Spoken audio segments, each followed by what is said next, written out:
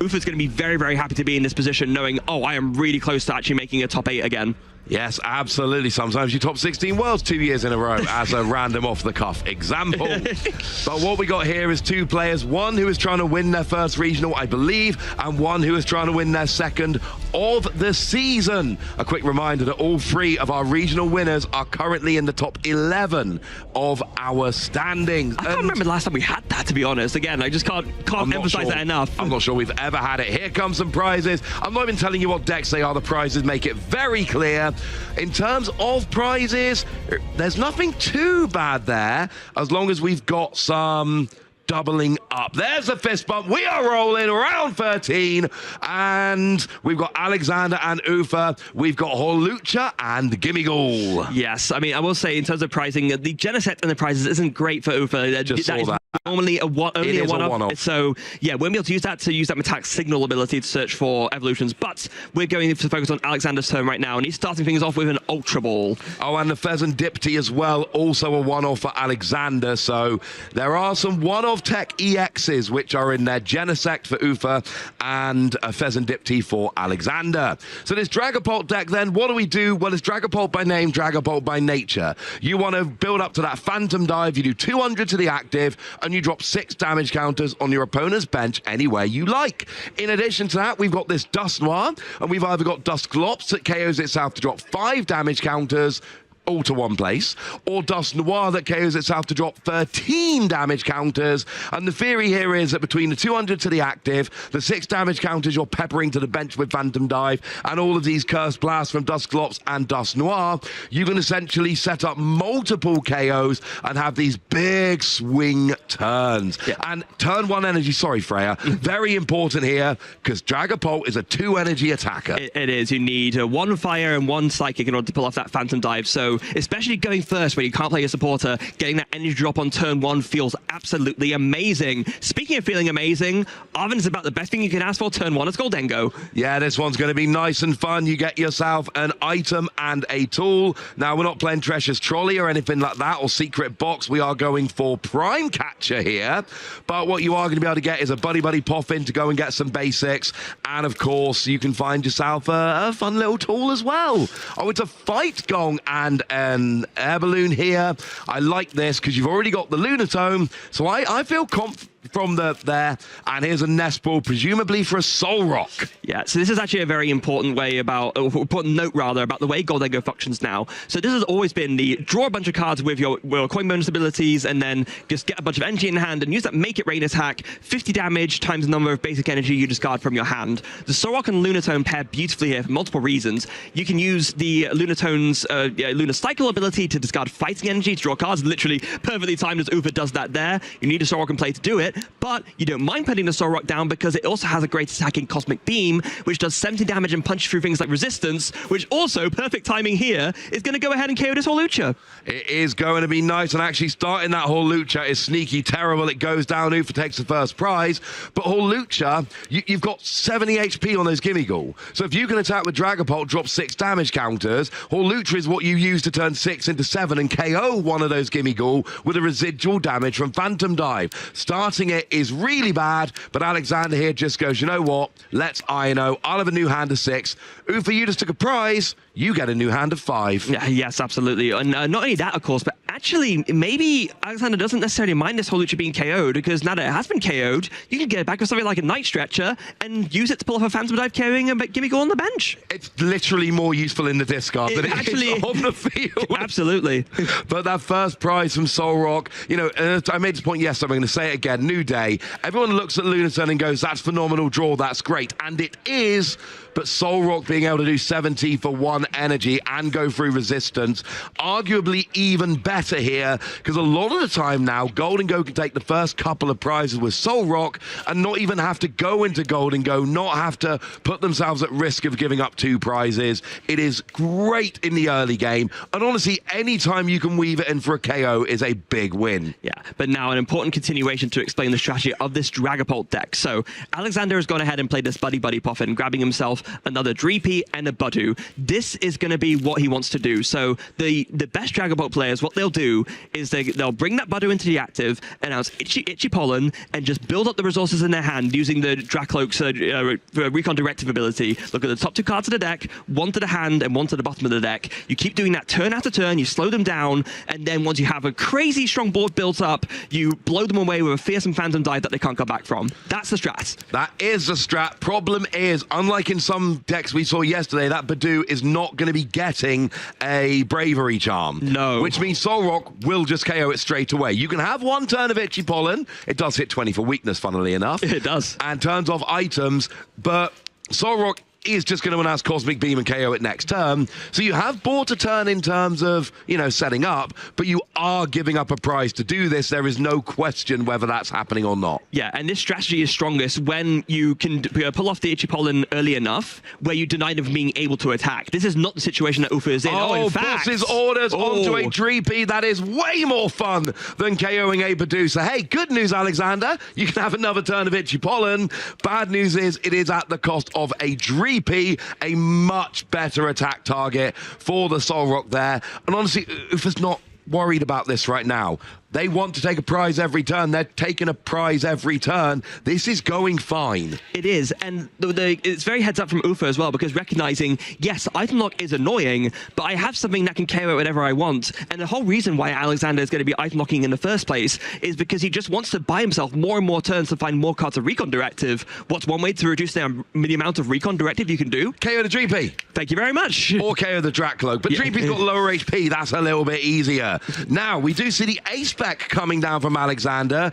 It is actually that Neo upper energy. I talked about Dragapult being a 2-energy attacker. Well, this is the one way to get around that. It's an ace spec that gives you 2 energy for, you know, just for 1 card. So it is a way to attack straight away. But now we see a Lily's Determination. Get a new hand of 8 cards. You better evolve that Dreepy. Yes, you really want to make sure that you find it. And of course, this is one advantage as well of walling behind that Budu, is that because it does such a low amount of damage, you're not taking prize cards. So the amount of turns in a row where you can do that Lily's Determination for the full 8 cards is many. And so you have so much dig for everything that you need. Okay, seriously, you need to evolve that Dreepy. I saw in the hand there was a Nest Ball, but that'll only get a basic. Is there any way to get a Drag... Now, there is a Dragapult, but I didn't see a rare candy. No. I think I saw a Night Stretcher, but there's no Dracloak in the discard pile as far as I am aware. Because seriously, if you don't evolve that Dreepy, Ufa can potentially boss his orders and KO that Dreepy with the ace spec, and that would be devastating. They're not going to prime catcher because of the Budu item lock, but they could still boss his orders. They play free. There's still 2 in the deck. Yeah, 2 more, and it is a strategy that you often see the Gholdengo players going for. Like, you know, if you can't draw, you can still draw a fair amount of cards even under item lock. You can, you know, with Lunar Cycle and all the coin bonus. So chances are you are going to find one of your copies of boss's orders every turn, even under item lock. Again, I've not got a great look at Alexander's hand here, but I've not seen a way to evolve that Dreepy. I see some supporters, I see some energy, yeah, the Dragapult, which you mentioned, but no out to a Dracloak here. That's really, really tough. And the Dracloak is important because that means that you wouldn't be able to just get an easy KO with Solrock. You could potentially Premium Power Pro to do an extra 30 damage and then KO. There is one in the list for Ufa. But right now, okay. So boss's orders would be absolutely gigantic this turn. I see a Pheasant Dipty. That's not going to draw any cards. But we can Lunar Cycle with the Lunar Zone if we got a Fighting Energy. And we can draw 1 card with coin bonus on the bench here. Yeah. And this is the one thing that doesn't feel great about the... Oh, okay, I guess Alex was debating whether to evolve or not, asked if he could, and Ufa said that's fine. Oh, apparently so, but we did just get a KO on that Budu. Bit of a reprieve there for Alexander. There was no boss's orders. That Dreepy survives with that ace spec energy. So there's another turn here to try and get that evolution rolling. And look, your free prize is down. It really is time for Dragapult now. This would be a great turn, however, if you could get that Hawlucha back, because there are 70 HP Gimmighoul sitting there on the bench. You can at least get 2 prizes. There's a Night Stretcher. So you've got to think, you know, if you've got the bench space, Hawlucha would be a good play here. You get a Gimmighoul on the bench as well. I know he flicked it out and looked at it there.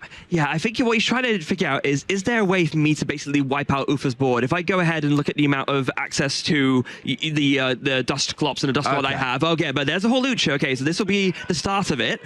Oh, you can pull off a very nasty turn here. Yeah, with the Curse Blast. The Curse Blast for 50 puts it down to 200, which is the magic number for Dragapult. So if you can gust that into the active, it's a free prize turn. There's a counter catcher onto the Gholdengo. 200 to the Gholdengo will be a KO. 60 residual damage to the Gimmighoul will be a KO. And I'm in the middle of my big excited speech, and now they're playing an Ino, and I've kind of losing.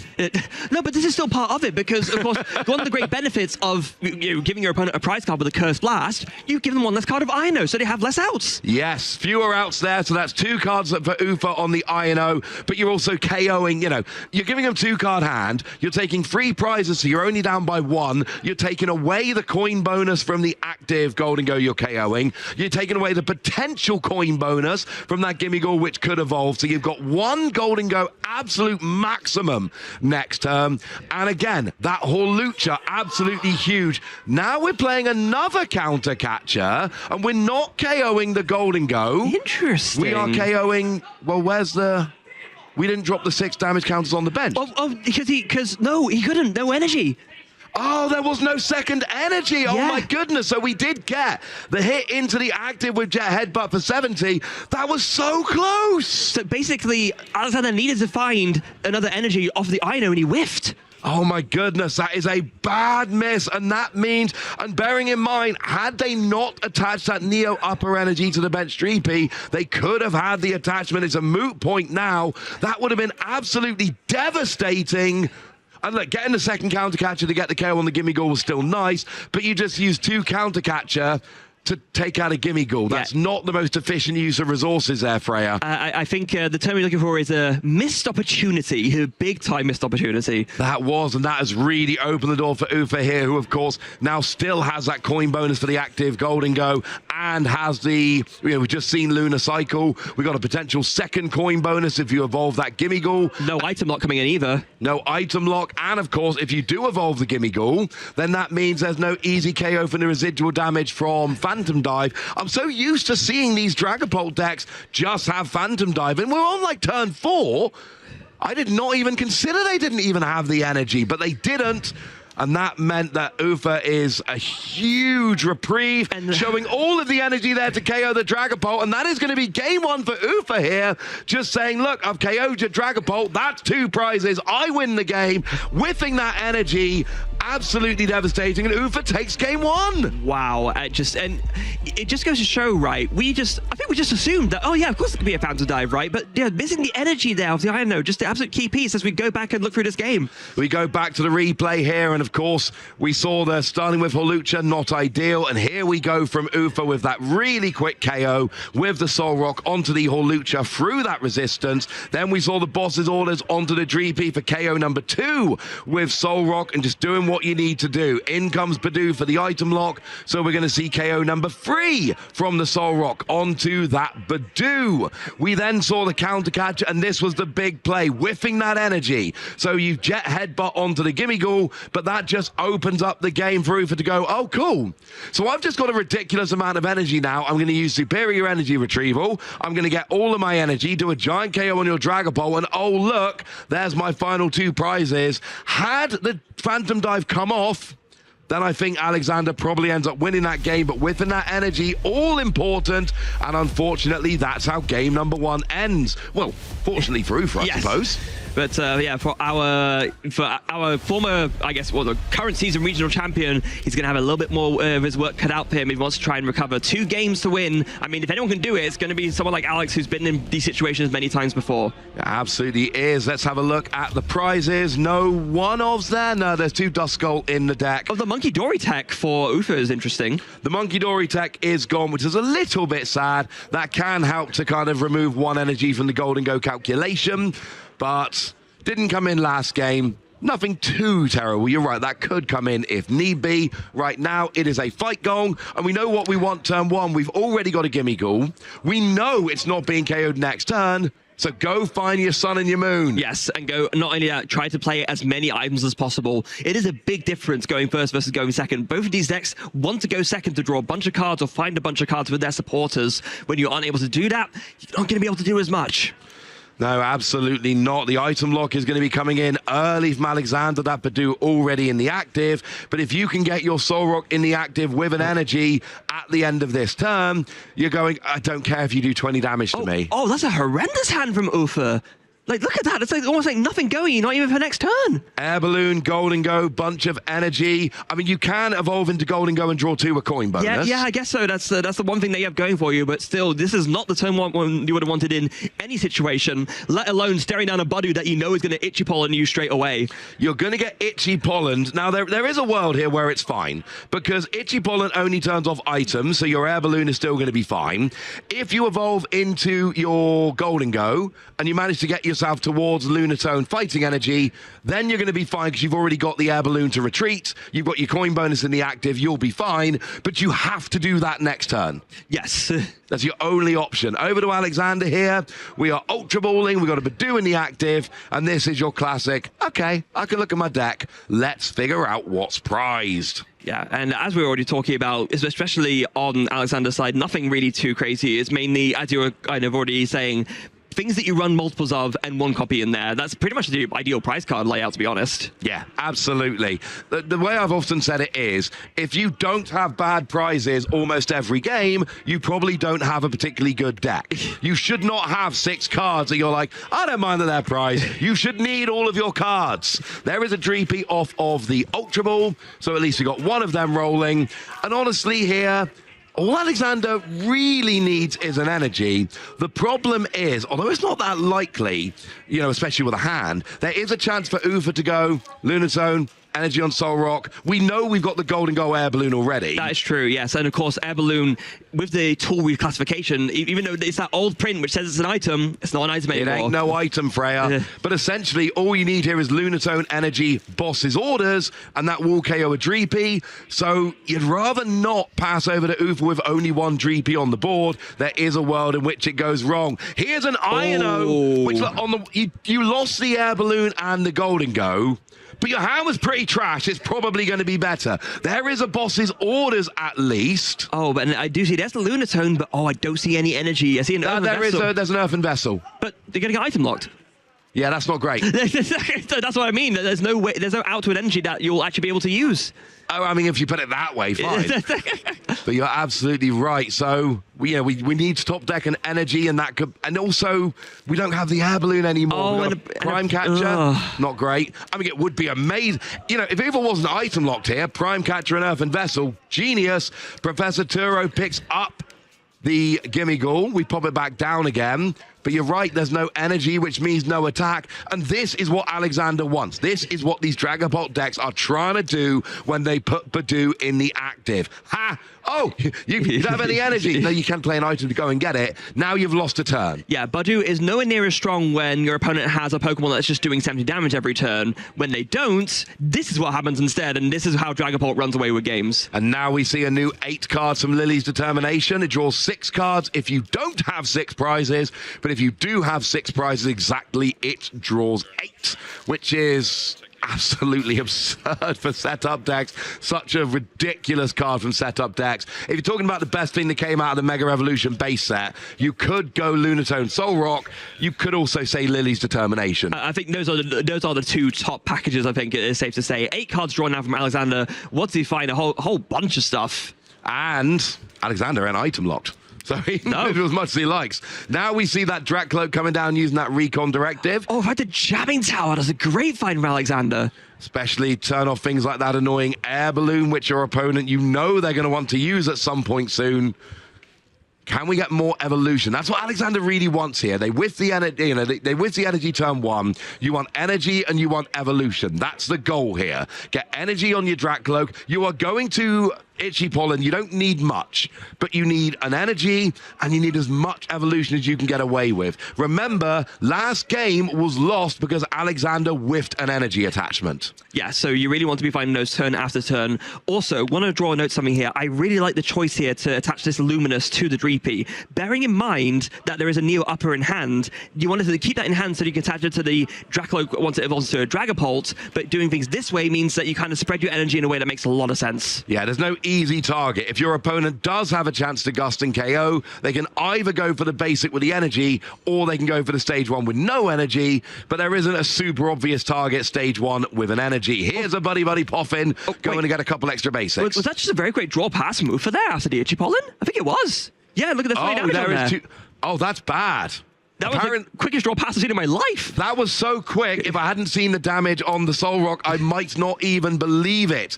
I think we might be going to a game 3 fairly quickly here, Freya, honestly, with how this is already shaping up. Oh, yeah, there's the Hilda as well. I mean, you want to talk about an out-turn evolution. That's a great one. Yeah, Alexander did just use the Recon Directive there. Oh, you find the Dusclops as well to start really wiping off the board. Another energy for good measure. This is... Alexander is running on all cylinders here, and Ufa has, like, none at this point. It's not going great. Now, what you really want to do, if it's possible and it's not as easy, what you really want to do is gust up a Gimmighoul, Hawlucha, and then get the double KO on the Gimmighoul. Because once your Dragapult is off and rolling, Solrock means very little. So shutting off those Gholdengo while you're rolling, this is another way to do it. There's 5 damage counters. Now we get the rescue stretcher for the Duskull coming straight back. Now, this isn't going to KO yet without any gusting, but the counter catcher is turned on by the KO of the Dusclops. You go behind on prizes, you activate counter catcher. Now you can get this double KO, jamming tower as well, just for good measure. And this is exactly what I said we wanted to happen if we're Alexander. You KO the Gimmighoul in the active. You only need to drop 2 damage counters to KO the other Gimmighoul. That gives you 4 to drop down onto the Lunatone. And now you are in a phenomenal position, because you've got your big 320 HP stage 2 attacker with no weakness, and your opponent has a Solrock that can hit for 70. Absolute devastation from Alexander on that turn, finding the perfect pieces to do basically one of the biggest ways for Dragapult to win. Just board wipe your opponent's attackers. I mean, Lunatone and Solrock are great, but they're great because they support Gholdengo, and there's no way to get one this turn. And the best thing about Alexander's turn, the damage from the Dusclops was almost immaterial. You could have just dropped a Hawlucha, and that would have done the same basic thing. The key thing about that Dusclops was going behind on prizes, giving your opponent a prize so that you could use counter catcher to gust up the other Gimmighoul. That was the key point of the Dusclops. Otherwise, dropping a Hawlucha to do 10 to each would have done exactly the same thing. Yeah, and now Ufa's in this position where to kind of try and respond, has the fight and gone to grab a fighting energy, and it does a nest ball for Pheasant Dipity EX, but these draws really need to be something. It is 6 cards, so maybe we can find something here. Dark Energy's not going to do it. Lana's aid, superior energy retrieval. That's not what you want to see. Essentially, what you need to do here is get some Gimmighoul rolling. The issue is, if your opponent gets a Dusclops or a Hawlucha, they can double KO again next turn. Yeah, and especially with, I do believe Ufa found 1 out to a Gimmighoul, which is that Artisan, but if there's only 1, that sort of double knockout for free prizes is on board and very, very scary. Yeah, and the problem is you drop 1 Gimmighoul, either a Dusclops or Boss's Orders, or Hawlucha, means that it will not be surviving into your next turn. There are way too many outs to KO a single 70 HP Gimmighoul on the bench. You don't get it from the Phantom Dive residual damage, but a Hawlucha or a Dusclops gets you over there, or a Gusting to bring it into the active. The only reason, if I move here, the only reason I haven't conceded the game yet, there's like 27 minutes remaining. Game 1 was quick, Game 2 has been quick. I don't need to concede for time. I might as well play it out just in case. Yeah, especially given that Ufa's deck being Gholdengo, this is a deck that tends to win or lose on the quicker end, right? It's not the fastest deck in the whole room, but it definitely is like a little bit better. Oh, okay, this is maybe a nice little comeback play from Ufa. Going to go ahead and use a Prime Catcher and bring up that Duskull. That's going to take away 1 out for potentially Alexander to get rid of this Gimmighoul. And we play Lana's Aid, one of our lesser seen supporters. Gets 3 in any combination of Pokemon that don't have a rule box, and basic energy from your discard pile to your hand. Here is a KO on the Duskull, and look, Ufa knows they're giving up the Solrock here. Now, the good news is Lana got them into treble Gimmighoul. Essentially here, you can give up a double KO. The route for victory to Ufa is, I need a Gholdengo next turn. KOing a Dragapult for 2 prizes, and I need my opponent to not have a double KO 2 turns in a row. Yeah, absolutely. And actually, honestly, rewinding a little bit, now that I think about it, we saw the draw of the Lana Zade, and we thought, oh, that's not much help, but maybe actually that was the best out to get more Gimme Ghoul. I never said that. No, okay, well, I wasn't, like, I didn't see it, at least. Lana Zade was great. It got multiple Gimme Ghoul onto the bench. But when it was being drawn, right, it's like, oh, that's not going to help much. And then, yeah, just Ufa proving me wrong, commentator's curse once again. It was wonderful. Got multiple Gimme Ghoul, set him up nicely. Ufa's still very much on the back foot here. The game, you know, Alexander needs to get a double KO this turn and then a double KO next turn, and there's plenty of low HP Pokemon. So Hawlucha this turn would be absolutely phenomenal. That was one thing we're looking for here. And then, you know, get the KO on something while then KOing a Gimme Ghoul on the bench, and then next turn you need a double KO again. Yes, and something that will help a lot to kind of get things going a little bit more. There is another energy now onto that Dreepy, so there are now 2 like potential Dragapults ready to go with the right energy. No need to play a healer to get the other one. Can just go ahead and go for this Laser Determination. It's only for 6 though. Only for 6. You know, think about things like Cynthia and cards like that in the past. Professor Oak's Theory, if you're old enough to remember that. Professor Oak's New Theory. Thank you. 2, you know, cards that shuffle draw 6 and saw a load of players great cards. Lily's Determination is the new one of them. And it's all, shuffle draw 6 has always been great. Now it's just a potential shuffle draw 8 under the right circumstances. So here, the double KO is important. What you don't want to do is just drop a bunch of damage onto the bench. And even Lunatone here actually has 110, not 100. So some residual there with the Hawlucha maybe could be good as well. I'm looking at Hawlucha, honestly. That's what I really want to see here. I want to KO, at minimum, I want to KO the active and a bench Gimme Ghoul. Yeah, and I mean, an Ultra Ball could get, again, now we know that the Hawlucha is not in the prize card, so it's going to be there in the deck somewhere. There it is, right at the bottom, in fact. But Alexander's going to prioritize the Dracloak here. Absolutely. Now, what you can do potentially is drop 6 damage counters on a Lunatone, and then next turn Hawlucha to finish it off. That would absolutely work. Or even just use a residual from Phantom Dive next turn to KO the Lunatone. You know, the thing with this Dragapult deck is, because you've got all of these damage counters flying around, you have plenty of options. Well, I mean, I don't know about you, Ross, but how you feel about maybe going 1, 2, 3, 4, 5, and just putting 1 damage on each of them? I mean, that fixes numbers quite nicely. So that works. Absolutely, it does. It puts everything in 6 damage counts away from being KO'd, residual damage, other than the Pheasant Dipty, which then has 200 left. General attack from Phantom Dive. And yeah, you need 2 prizes this turn, 2 prizes next. Or potentially, you could have a free prize turn next turn. Yes, and you can set that up in a way where, I mean, the annoying thing is you're forced to take a KO here. Unless you can bring up the Pheasantipity and do a residual Phantom Dive without taking a KO, that would be great, because then Ufa doesn't have access to flip the script. Yes, but Ufa does play Professor Turo's scenario. Oh, yeah, so that's true. If you do that and your opponent, Professor Turo's the Pheasantipity... It's a gamble. Yeah, that would be a way to undo the majority of the damage done. I still like the Hawlucha here. It does look like it is coming down. Alexander's really thinking about it. Okay, and we are we're just itchy pollen. I kind of like this. You're basically saying, I'm not ready. No. I'm not set up enough. Give me a little bit more time.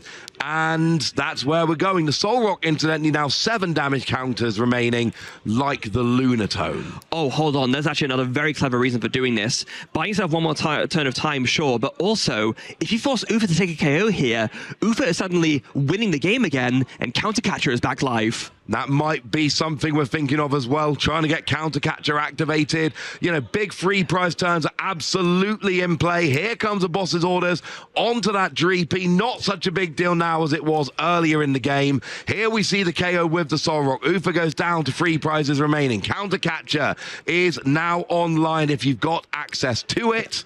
Ufa probably not winning the game next turn, so Alexander has got this turn and next turn to take 4 prizes, and this is a deck that likes to take multiple KOs in a turn. Yeah, I just want to draw attention to something very important. That was a very heads-up KO from Ufa. He knows that if Alexander can pull off like a Countercatcher plus Iono turn, that would be absolutely devastating. By carrying the Dreepy, you deny 1 more out to a Recon Directive with a Dracloak, and that's 2 less cards to see to pull off that combo. Absolutely it is. Anytime you take out a Dreepy or a Dracloak, you're you're still removing options from your opponent. Speaking of which, it is a rescue stretcher, and I didn't catch the other card, I'm afraid. It was, I didn't quite catch it either, but I do believe it's a night stretcher, Ross. We're not in Sun and Moon era anymore. Oh, I meant night stretcher. You know what I mean? It's a night stretcher. And there's a clear decision to be made. There is a boss's orders in hand, ready to go. That Holucha is there. Problem is, Holucha not as... an energy, that's what it is, a luminous energy. Oh, we do like that. Oh, yeah. Maybe not this turn. Well, that's the thing. You've already got 2 Dragapult with enough energy on. We are taking it, though. Keeping our options open. Taking the night stretcher. Yes, taking the night stretcher. Yeah. And I think this makes sense. Like, you have an energy in hand already. You don't really need a luminous energy drop this turn. Now we go for the Holucha. Now's a Holucha, and there's a couple of things you can do. So it does seem like one on the Pheasant Dipty and one on the Gholdengo. Now, the Gholdengo means that we've now got 25 damage counters remaining. Now we see the bosses, you know, the casting, the gusting, that's the word I'm looking for, onto the Pheasant Dipty. It's got 200 HP remaining, so this will be a KO. And you're not KOing anything yet. What you can do, however, is essentially get, you know, combinations of Solrock, Lunatone, and Gholdengo being KO'd next turn. Drop 5 on the Gholdengo, and that's in range of a Phantom Dive. Drop 1 onto either the Solrock or Lunatone, and that's in range of the residual damage from a Phantom Dive. This is the awkward thing as a Dragapult player. There's so many different ways to take KOs. There is. Although one thing I do like about doing it this way around is that you take the KOs this turn, and that means that in theory, the flip script is live, but now Ufa needs to find an out back to it because it is being KO'd. You can't use an ability on a Pokemon that's just been KO'd. Okay, so here's what we do. And again, the little things, but now there's 6 damage remaining on both the Solrock and the Lunatone. It means they can be KO'd by the residual damage from Phantom Dive. Even if the other one gets Professor Turo, there's 2 of them that are in range. Yes, and if there's a way to reuse the Holucha or some way to move the bit of damage across, then that also means that you put 1 more on the Gholdengo, you take a free prize turn, you win the game. Oh, right, no, you don't even need to. Alexander only has 2 prize cards left to take. What am I saying? Yep.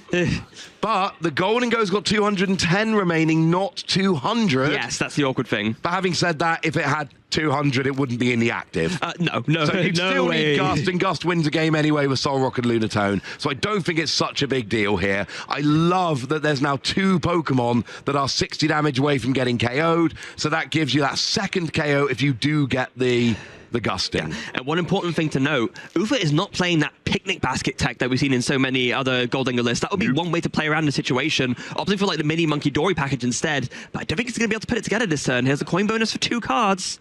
See, I saw boss's orders there. And then just 2 more coin bonuses, 1, 2. I mean, you don't really. You've got to KO the Dragapult. Yeah, you do. You have to KO the Dragapult here. But the problem is, there's Professor Turo. I'm not sure that's as relevant, honestly, because it wasn't getting KO'd in the active, and boss still gives you game on the Solrock and Lunatone. Yeah, actually, probably would have been better to KO it on the use the Turo on one of these 2 bench rocks, right? If you pick up either the Solrock or the Lunatone, sort of that whole plan that we talked about would be a lot less effective. Gusting still wins the game quite comfortably for Alexander here. Had the Gholdengo had 200 remaining, I'd be much more of a fan of it. Here we see an Earthen Vessel getting a couple of energy back. Well, back out of the deck. Yeah, so 2 more. There's energy that he didn't have before. There we go.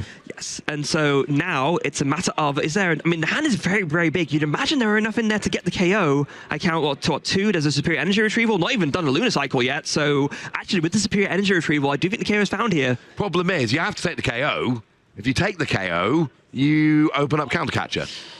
And Countercatcher would be a very easy way for Alexander to win the game, taking his final 2 prizes. Yeah, I do wonder if Ufa might have just missed that sort of clever little play with the 5 on each of the Solrock and the Lunatone, with Alexander only having 2 prize cards left. As you rightly mentioned, Ross, only needing a Gusting card to win the game, perhaps choosing the wrong target with the Turo scenario. If you KO the Dragapult, you at least force your opponent to need a Dragapult and a Gust. So there's at least something. Yeah.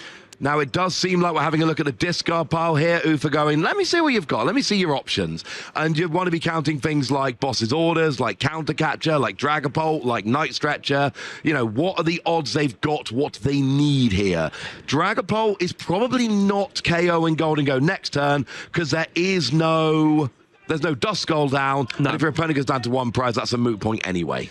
So here it is. Big make it rain. 7 energy discarded, 350 damage. That will do the trick. So now it's down to Alexander. Can you find the Dragapult and the boss's orders to take this game and move us on to game 3? There's a nice stretcher for the Dragapult. That's one piece. Nice stretcher for Dragapult is easy. We do have... Yeah, okay. Well, I mean, the Badoo's got free retreat anyway. Latias slightly irrelevant. But we also need to draw potentially cards. We need to gust here. Countercatcher is live because Ufa is ahead on prizes here. I know we've used one. I don't know where the other 2 are. Well, let's try and find them with this recon directive. This is going to be one of the most important recons that this Dracula has done. 1-2. That's not what you want to see. I saw a Badoo, I think. It was a Badoo and some kind of full-out supporter, I think, but definitely not a boss's orders. Otherwise, that would have been slammed down. Yeah, it's Hilda. Yeah. Badoo and Hilda ain't doing it.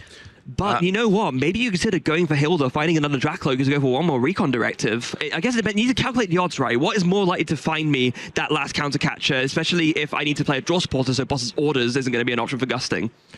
I think, honestly, Hilda Recon Directive might be. Now, we do see Artisan here. Do we have Fezandipti available? Yeah, I do think I see it there. There's one counter catcher. There's one boss's orders. I mean, this is where it gets really tricky, right? These are these kind of key sequencing turns that differentiate the good players from the great players. Is working out how can I maximize my odds of getting to where I want to be on a given turn. Absolutely. And to be clear, I know you can't get Fezandipti with Artisan.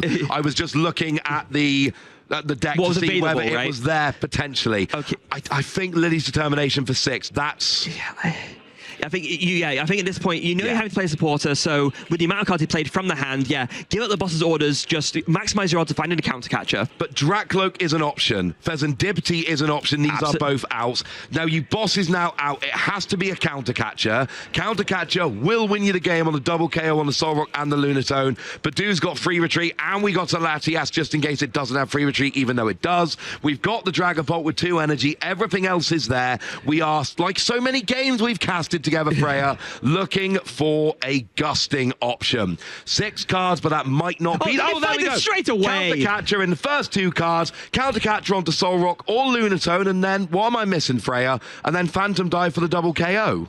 6 plus 5 is 11. That will be enough for the KO, right? Maybe Alexander is just... And then 200 to the active, I feel like will definitely be a KO. And Alexander is behind on prizes, does have more left than Ufa.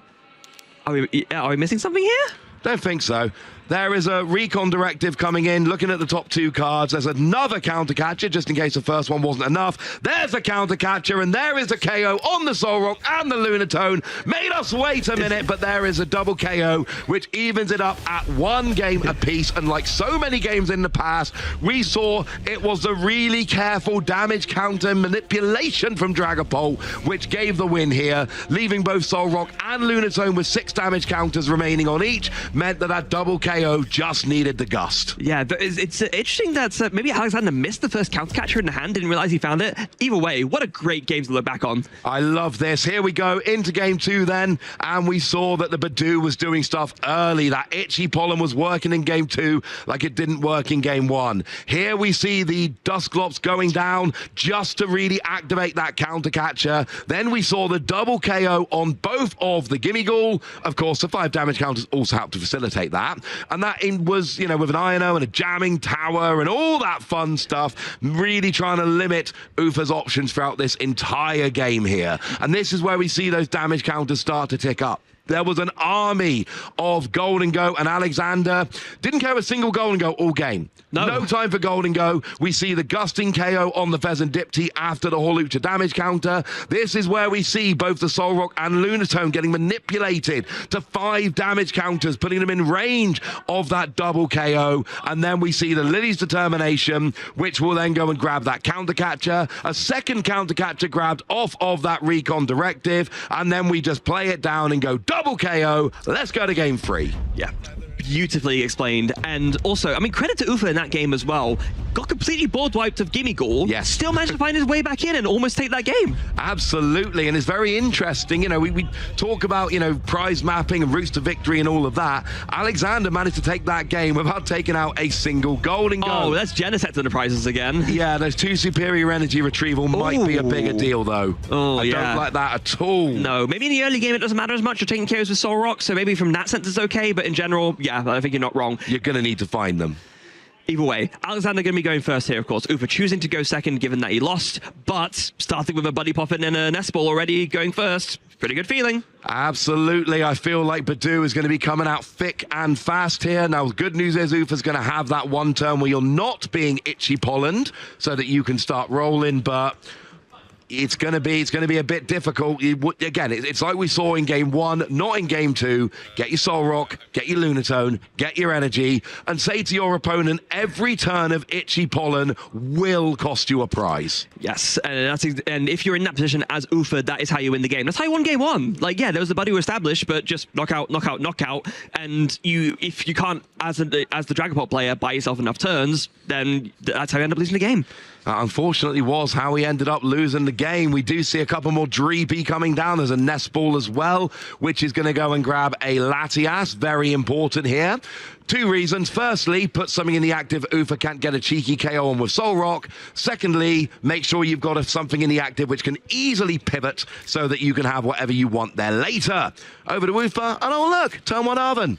Yes, so Turn 1 Arven, absolutely what you want to be seeing. Again, just like in game, well, not quite, yeah, like in game 1, actually. Be able to find exactly what you want on the first turn. And if it's anything like game 1, I imagine going to be prioritizing that Lunatone and Solrock. This is actually something we didn't draw attention to earlier, but especially talking to players like Christian Fontenot is a big believer in this. Solrock and Lunatone are your 2 strongest cards, so you only actually want to prioritize getting those first over your Gimmighoul even, which seems crazy to think about, but it's just about enabling as many early on draws as you can. No, absolutely. That is the goal. The good news here is we've got the Solrock and the Lunatone. There is an Earthen Vessel discarding a fighting energy for, well, honestly, more fighting energy, but also a metal so that you can then, you know, attack with Gholdengo as and when the time suits. But for the time being, it feels like, now do we have a pivoting option here, Freya? I don't, well, I imagine it would have grabbed an air balloon off of the Arven you just played, right? So, I mean, you've got to imagine that there's one there, but doing 70 damage to a Latias doesn't really feel great. It doesn't feel great. I mean, I suppose you can minor errand running to get some energy if you like from the Gimmighoul, and then potentially set up a 2-prize KO next turn with the energy you got from minor errand running. That is an option. Yeah, but in the meantime, Lunacycle, 3 cards drawn, Boss's Orders, that's a very good card to hold in the hand, and a Gholdengo and another fighting energy. I think you're pretty happy to see that, even under a potential item lock scenario. Absolutely. We do see the energy, we see the retreat, and I like this. Like, I know you might as well, right? Yeah, exactly. That is a great way to put it. I don't love doing 70 to a Latias, but what have you got as an option that's better? And hey, now it only takes 3 energy to KO the Latias with a Gholdengo next turn. Yeah, it does reduce the amount of energy that you need to take it out, which is, I guess, it's one way of conserving resources for later. Ideally, there would have been a prime catcher there to take out Dreepy. That would have been perfect. Not the situation Ufa found himself in. But back over to Alexander's side, we do see that, again, that Lily's Determination for 8 cards. Going to be able to see a lot here. And it's such, and I've said it before, I'm going to say it again, Freya, it is such a ridiculously good card for these setup decks. Being able to have a supporter card that's a shuffle draw 8. You know, we've seen cards like this in the past. You can shuffle draw 8 as long as there's 8 bench Pokemon with both players. Well, you can shuffle draw 8 as long as you had a Pokemon KO'd last turn. Yeah. Just a standard shuffle draw 8 for the first couple turns of the game is absolutely absurd. And then the fact that it goes down to a 6 is just wonderful. But here we go. We've not seen Monkey Dory yet in this whole matchup. Why is it coming out now, Freya? Why is it monkey time? Well, because, I mean, you were just talking about how absurd the draw is. Here's something else absurd. Once again, finding no outs to Dracloak after drawing 8 of Lily's Determination. So you just have to send up this Monkey Dory to take a hit. Essentially, what this is it's a single prizer that can take a hit from Solrock. Now that we're in the potential Gholdengo turns, you do not want to leave a Latias in the active that can be KO'd when Gholdengo discards free energy from hand. That is a bad thing. So now Monkey Dory is not really doing anything. It's just something you'd much rather have KO'd than a Dreepy or a Latias. Yeah, but this is really rough, though. I think that's 3 times now that we've seen Alexander go for a big Lily's Determination and find like, little to no outs to any kind of evolution. I mean, it's just a handful of supporters. It's not ideal, frankly. Let's be honest with you. It's not ideal, and that means that we got more time. Ufa plays the boss's orders onto I don't care whatever Dreepy, KO with Soul Rock. That Latias is going to be there for as long as you want it. Yes, there is one Professor Turo's scenario on Alexander's board. You do not have the luxury of playing that card right now. You've got to set up. Yeah. So get rid of the Dreepy now, and then at some point, if Alexander does get set up, then you can gust and KO that Latias for an easy 2 prizes. Yeah, you absolutely can. Now, given that Ufa did just take the first KO of the game, that does at least mean Flip the Script is live. We have a jamming tower as well. That's going to be great in order to make sure that there's no shenanigans, Vitality Band, or that air balloon, for example, that's already on the Gholdengo. Also, it's one card less from the hand to shuffle into the deck with this Lily's Determination. Hopefully now for Alex, he can find a lot more outs to Dracloak and the like. No, that is what you're looking for. Right now, over for Ufa, you've got that Latias in the active, and... With Alexander, you mean? Alexander, that's what I meant, sorry. Yes. And here's the thing, Ufa's prize map is starting to look pretty nice. It is, actually, yeah. Because there's a Latias there, which is pretty easy to KO. There's a Fezandipti there that's pretty easy to KO. You've still got single prizes left on the field. And if I'm Ufa, I'm looking at this going, I'm not KOing a Dragapult. You just won a game about KOing Gholdengo. Well, I'm going to win a game about KOing Dragapult. I mean, if it's silly and it works, it's not silly. So, Flip the Script comes in now. 3 cards drawn. Is there still no out to Dracloak in that hand? What on earth? Oh, no, there we go. 1, finally. Goodness gracious. I thought we was going to not see any again. No, we've got 1. That means we can get the evolution up. We can start using Recon Directive. And here we go. Oh, finds a Dust Skull. That's also pretty good. With the Counter Catcher being live as well, I mean, there is a consideration. Do you want to do some kind of stalling play maybe onto one of these Gimme Ghoul? Or maybe bring up even better Lunatone is probably the most useless Pokemon for Ufa to have in the active right now, so I like that choice. Yeah, I mean, if you're going to waste your opponent's time, get that Lunatone in the active. Just a quick note, some of you may have noticed at home, the timer has stopped for the minute and the prize count isn't being updated. We know, we're working on it. We'll get it fixed as soon as we can, but I'm sure some of you have noticed. We've noticed, we cool. So we get an energy on the Monkey Dory. Oh, that's pretty good. And now the Monkey Dory can do something. Now we've got that little pool of damage. You suggested not attacking the Latias. Well, here's a reason why maybe attacking the Latias wasn't as great. At the time, it looked fine. Now it's actually giving a pool of damage to throw back with a Monkey Dory. And this is normally something that you don't have against Gholdengo. Gholdengo is normally the deck taking one-shots, either on small things with the Soul Rock on stuff like Dreepy, or big one-hit knockouts with Gholdengo EX onto your big 2 prizes. But now, with Ufa deciding to do 70 to this Latias, yeah, that pool of damage is there, and 30 being moved across already. And there's another 30 coming out next turn, potentially, as well. And that would... Oh, here's a Prime Catcher. That's onto the only Dracloak. Here is going to be a key KO with a Gholdengo. I was just about to say, well, we'll get there in a minute. I haven't got time. Here comes an Artisan coming down, which is going to give a little more consistency here. Allow you to get yourself more Pokemon if you wish. Oh, anything you can Monkey do, I can Monkey do better. Here comes a Monkey Dory onto the bench, and an Earthen Vessel. It's going to go and get some energy. Yes, get some energy, get that KO sort of up and ready to go. And actually, hold on a second. Can you afford to maybe just bank your Dark Energy on this Monkey Dory now? Not without Metal Energy on the active Gholdengo, no. You can't. I mean, if there was a Premium Power Pro that you can use to KO the Soul Rock, that could be nice. That would be awesome. Oh, we are putting an energy onto the Monkey Dory. We are putting it there. Okay. So that must mean we are attacking with Soul Rock this turn, not with Gholdengo. Oh, wait, this also works. Yeah. Literally the same way a way to achieve the same thing. Who needs a Premium Power Pro when you can just move it over and get the KO with Soul Rock? And really interestingly here, choosing to move 2 damage counters rather than 3, keeping that 1 damage to move next turn with Monkey Dory onto something like, I don't know, Fezandipti as an example. So then it's 4 energy, not 5. Yes, and not only that, but just the way it's played out with how Ufa can flick this damage back across. Now suddenly he's created a conundrum from Alexander, because if Alexander decides to move more damage across with his own Monkey Dory, Ufa could just fling it right back. Gholdengo doesn't normally do that. There was a potential, and it's long gone now, but Alexander could have moved 3 more damage this turn, and then there would be 6 damage counters on the Gholdengo, which would have set up for a Phantom Dive KO. Yes, that could have been very, very nice, but Not really an option anymore. Unfortunately not. Firstly, you don't have a Dragapult. Secondly, you also don't have an option here for getting enough damage on the Gholdengo. It's also worth noting Alexander's bench locked right now. Oh, yeah. So until they use that Duskull or get something KO'd, they are at one Dragapult or one Dragapult line maximum. That does open up Ufa for a little bit of disruption, taking out the only dragon. Yeah, especially given that, I mean, we see an Ultra Ball now. I imagine this has to be for a Dracloak, and yeah, there it is going to be, but no option for a rare candy. So that means that if Ufa can find a Gusting out and bring up this Dracloak, there's not going to be any out to a Dragapult for Alexander next turn. Nope, and that's going to be a bit of an issue. Also, yes, I know Latias is part dragon, but in the TCG, it's psychic. It doesn't count in this game.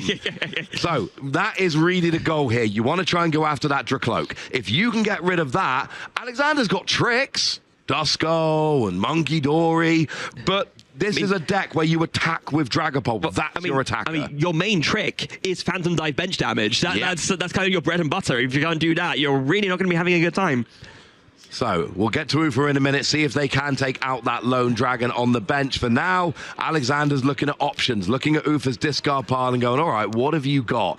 Here comes a Dusclops, here comes a Neo Upper Energy. Okay, here is a Lily's Determination, but remember, there will be no Dragapult attack. That Dracloak came down this turn. There will be no evolution into a Dragapult. Yeah, now I'm wondering, is there ever a consideration? You take this Monkey Dory and you move this damage over from the Latias to something like the Gimme Ghoul, and then that will get you a KO that way using Monkey Dory plus a Curse Blast.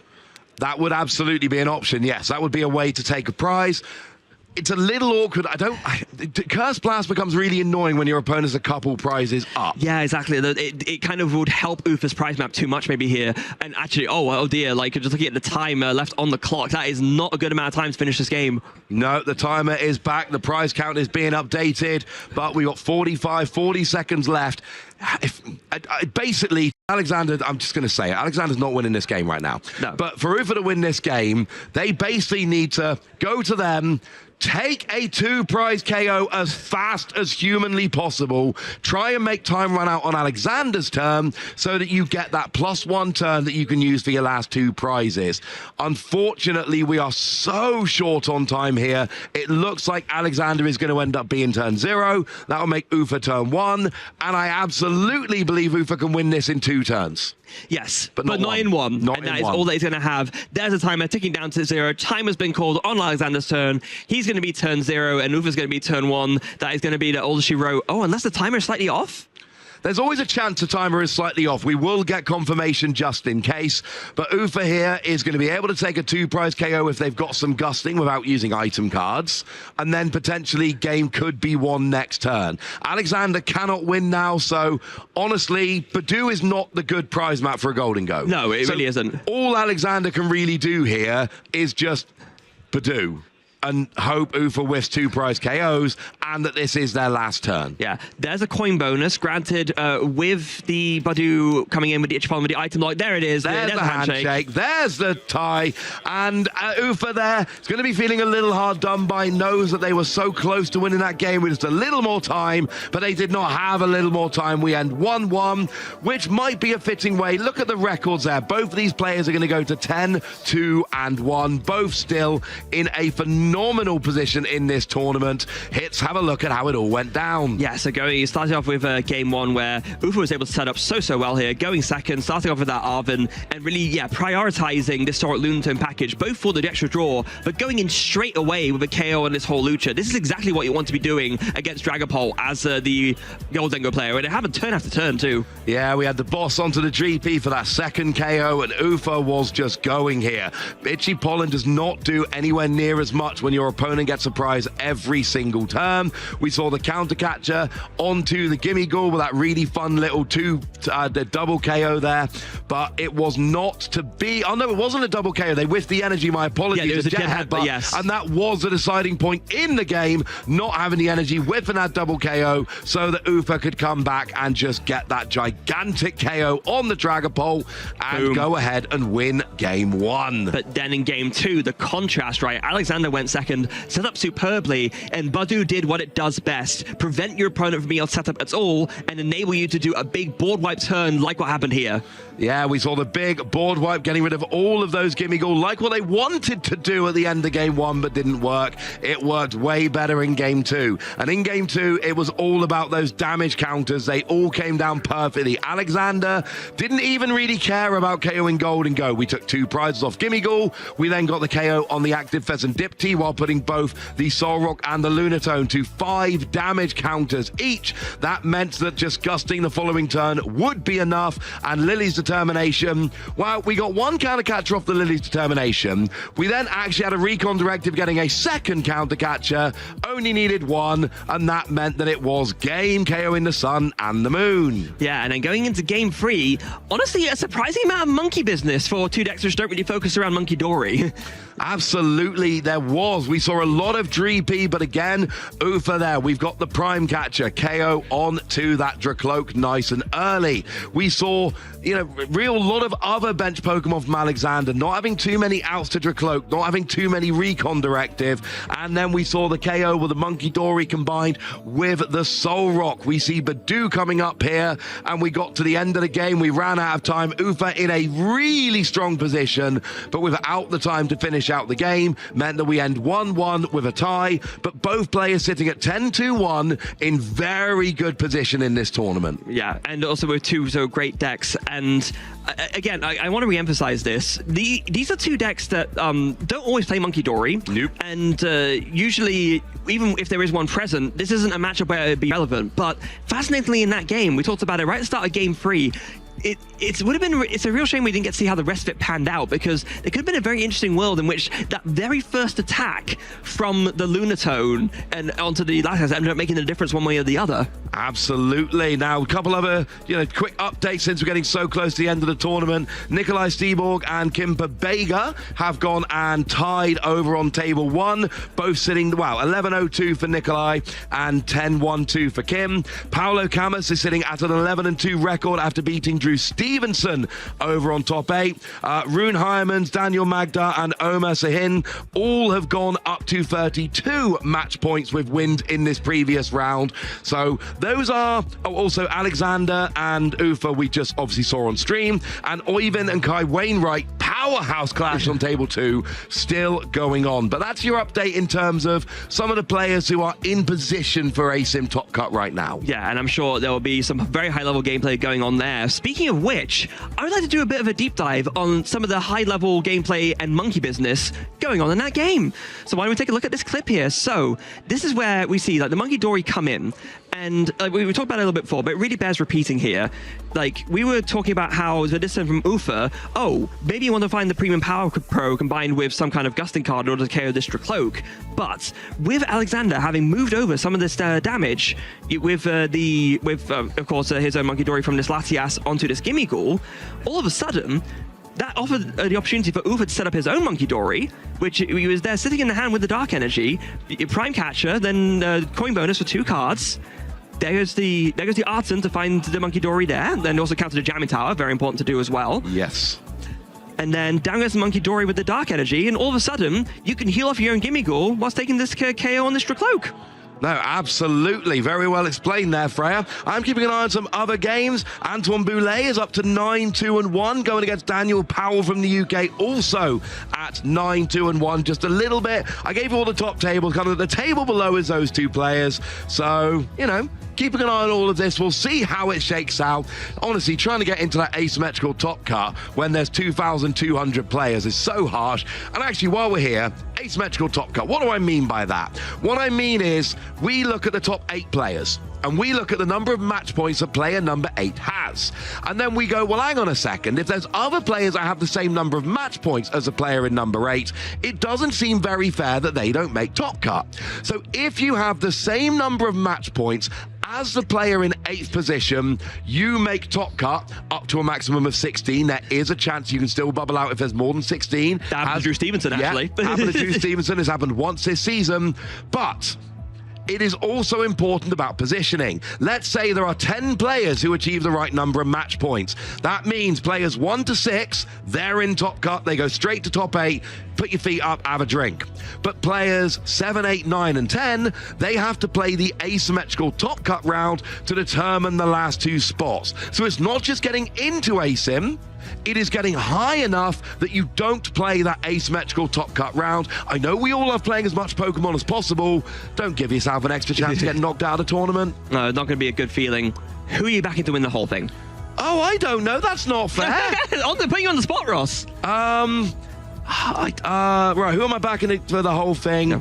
Okay, I'm going to say Oyvind. Okay. Well, do you know what? I'm going to go with you. Like, he won the regional last year. He can do it again this year. I think that is a great pick. But there's 2,200 players. Pick someone else. No, I'm not going to. Actually, do you know why? We don't have time. The next round is coming up very, very soon. So we're going to go to a break. But next round's coming up very, very soon. Don't go away.